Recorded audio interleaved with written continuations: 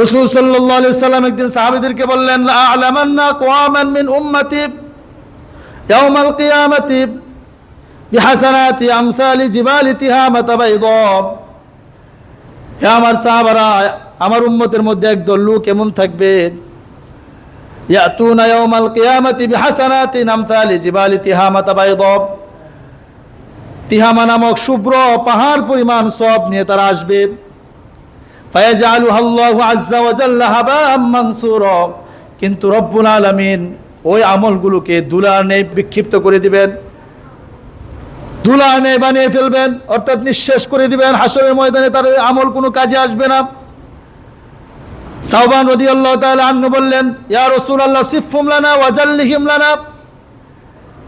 আপনি তাদের বর্ণনা পরিষ্কারভাবে আমাদের মাঝে উল্লেখ করেন, আর পরিষ্কারভাবে বুঝিয়ে দেন যেন আমরা ভুলবশত ওই সমস্ত ব্যক্তিরা যেই অপরাধের কারণে তাদের এই অবস্থা হয়েছে, আমরা যেন সেই অপরাধে লিপ্ত না হয়ে যাই।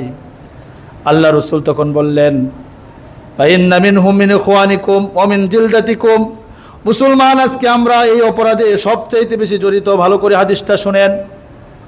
আল্লাহ রসুল বললেন, তারাও তোমাদের ভাই, তোমাদের সম্প্রদায়ের লোক, তোমাদের গ্রামের মানুষ। মিন ইখওয়ানিকুম ওয়া মিন জিলদাতিকুম ওয়া ইয়াখুযুনা মিনাল লাইলি কামা তাখুযুন।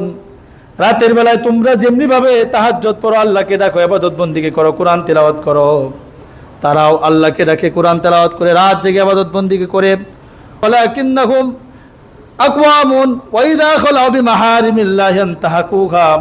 কিন্তু তারা যখন নীরবে নিবৃতে থাকে, একা একই থাকে, কেউ যখন না থাকে, রাতের বেলায় অন্ধকারের ভিতরে, অথবা যেখানে মানুষ না থাকে, একা একই থাকে, ওই সময় ওই সমস্ত ব্যক্তিরা নীরবে নিবৃত্তে রব্বুল আলামিনের পাপাচারে লিপ্ত হয়ে যায়।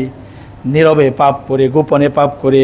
তারা দুনিয়ার মধ্যে মানুষের সামনে তো ভালো কাজ করত, কিন্তু গোপনে তারা পাপ কাজে লিপ্ত ছিল। এই জন্য রব্বুল আলামিন তাদের আমলগুলোকে ধুলির ন্যায় বিক্ষিপ্ত করে দিয়েছেন। আউযুবিল্লাহ।